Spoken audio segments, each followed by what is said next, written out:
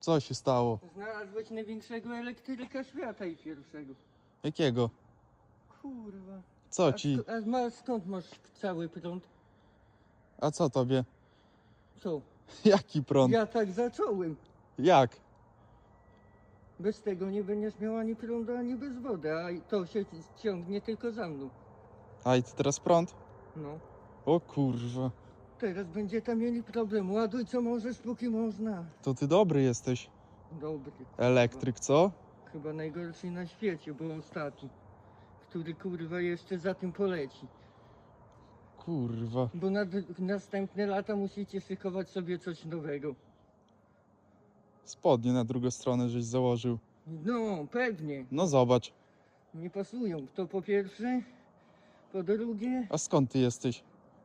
Kurwa, ja idę z 20 lat. To ile ty masz? Ja mam 24.